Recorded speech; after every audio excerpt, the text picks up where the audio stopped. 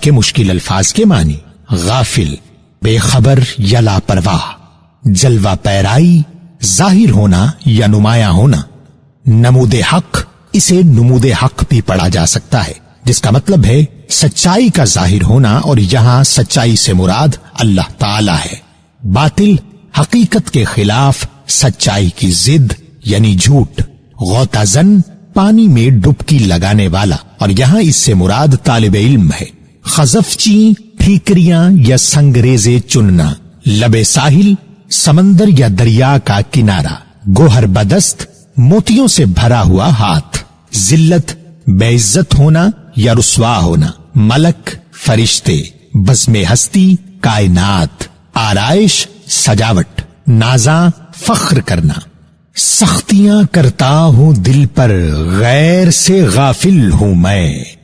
ہائے کیا اچھی کہی، ظالم ہوں میں، جاہل ہوں میں جبھی تک تھا کہ تیری جلوہ پیرائی نہ تھی۔ جو نمود حق سے مٹ جاتا ہے وہ باطل ہوں میں۔ علم کے دریا سے نکلے غوطہ زن گوہر بدست۔ وائے محرومی، خزفچی نے لبے ساحل ہوں میں۔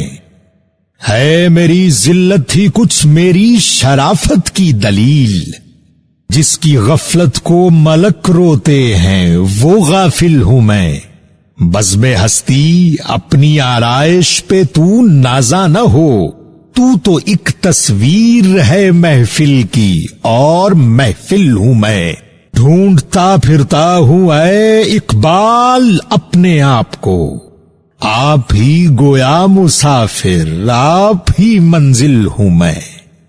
تشریح۔ ناظرین، پہلا شعر ہے: سختیاں کرتا ہوں دل پر، غیر سے غافل ہوں میں۔ ہائے کیا اچھی کہی، ظالم ہوں میں، جاہل ہوں میں۔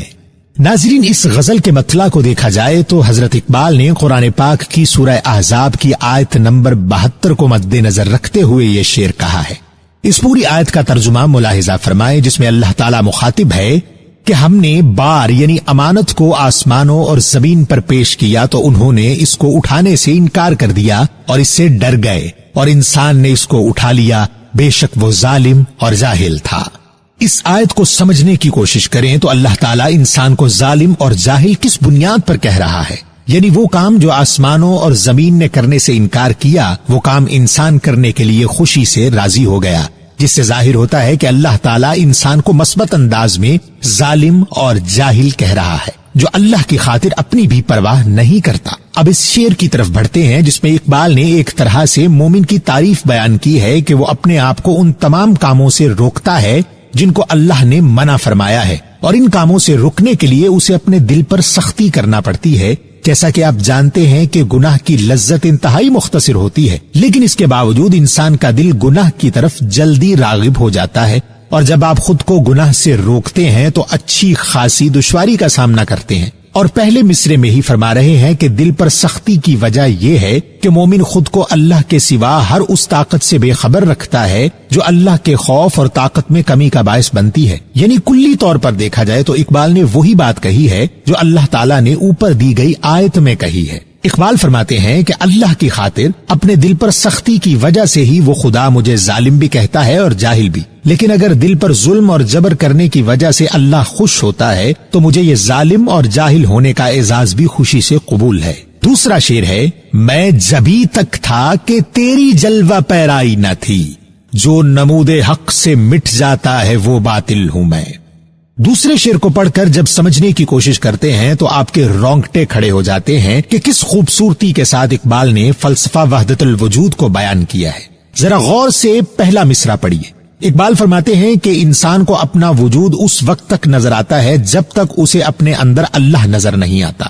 اللہ تعالیٰ ہر وقت انسان کے سامنے موجود ہوتا ہے، لیکن انسان اسے اپنے دل میں موجود کثافتوں کے باعث دیکھ ہی نہیں پاتا، جس پر اقبال فرماتے ہیں کہ یقینی طور پر تو سامنے موجود ہے، لیکن میری آنکھ تجھے نمایاں ہوتا نہیں دیکھ سکی۔ جب تک میں تجھے دیکھ نہیں پایا تب تک مجھے اپنا آپ نظر آتا رہا۔ اور اگلے مصرے میں اقبال نے قرآن پاک کی سورہ بنی اسرائیل کی آیت نمبر 81 سے متاثر ہوتے ہوئے یہ شعر کہا ہے، جس کا ترجمہ ملاحظہ فرمائیے: اور کہہ دو کہ حق آ گیا اور باطل نابود ہو گیا، بے شک باطل نابود ہونے والا ہے۔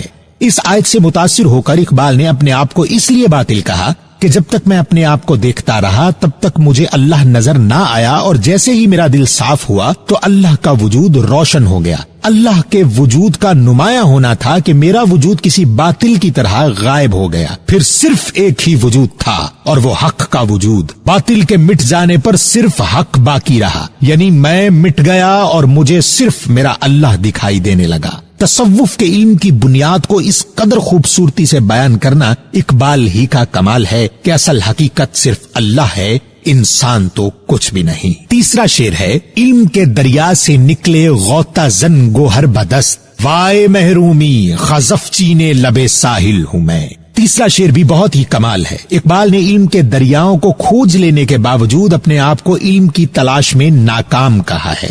اللہ تعالیٰ کی ذات کے سامنے اپنے آپ کو اس قدر پست کر لیا ہے کہ یقیناً اللہ کو آپ کی اس ادا پر پیار تو آیا ہوگا۔ شعر کے پہلے مصرے میں فرماتے ہیں، اگر مان لیا جائے کہ علم ایک سمندر ہے تو اس سمندر میں سے موتی چننے کے لیے غوطہ لگانا شرط ہے۔ فرماتے ہیں کہ جب ایک طالب علم انہی موتیوں کی تلاش میں علم کے سمندر میں کود جاتا ہے تو دوبارہ پانی کی سطح پر ابھرتے ہی اس کے ہاتھ علم کے موتیوں سے بھر جاتے ہیں، لیکن ایک میں ہوں جس نے علم کے سمندر میں کودنے کی جرت ہی نہ کی اور کنارے پر کھڑا ٹھیکریاں چنتا رہا۔ میرے ہاتھوں میں صرف وہ سنگریزے اور سپیاں ہی آئیں جو سمندر اپنے ساحل پر نکال پھینکتا ہے۔ اقبال نے یہاں باور کروایا ہے کہ علم حاصل کرنا ایک مکمل جد و جہد کا نام ہے جو آسانی سے حاصل نہیں کیا جا سکتا۔ چوتھے شعر کی طرف بڑھتے ہیں اور چوتھا شعر ہے میری ذلت ہی کچھ میری شرافت کی دلیل، جس کی غفلت کو ملک روتے ہیں وہ غافل ہوں میں۔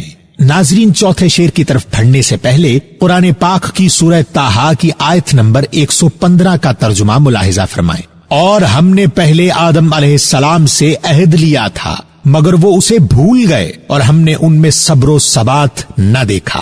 اب اس شعر کی تشریح کی طرف بڑھتے ہیں۔ پہلا مصرع جس میں اقبال فرماتے ہیں کہ اگر آج مجھے اشرف المخلوقات کا درجہ حاصل ہے تو اس کے پیچھے ایک وجہ ہے۔ اس مصرے میں شرافت سے مراد انسان کا اشرف المخلوقات ہونا ہے، یعنی کائنات میں موجود بیشتر مخلوقات سے افضل مخلوق۔ اقبال اپنے آپ کو اسی آدم کی اولاد کہتے ہوئے اس واقعے کو یاد کروا رہے ہیں کہ پہلے حضرت آدم علیہ السلام کو تمام فرشتوں سے سجدہ کروا کے بے حد عزت دی، اور جب اسی آدم سے غلطی سرزد ہوئی تو اسے اسی عزت سمیت تمام فرشتوں کے سامنے جنت سے نکال دیا گیا۔ اقبال فرما رہے ہیں کہ وہ ذلت ہی وجہ بنی کہ مجھے زمین پر اشرف المخلوقات بنا کر بھیج دیا گیا۔ اور اگلے مصرے میں اقبال نے اسی غفلت کا تذکرہ کر دیا ہے جس کے بارے میں تمام فرشتے بھی گویا تھے۔ فرماتے ہیں کہ میں ہی ہوں وہ غافل اور لاپرواہ انسان جو اپنی خطا کے باعث زمین پر اتارا گیا ہوں۔ پانچویں شعر کی طرف بڑھتے ہیں۔ شعر ہے، بزم ہستی اپنی آرائش پہ تو نازانہ ہو، تو ایک تصویر ہے محفل کی اور محفل ہوں میں۔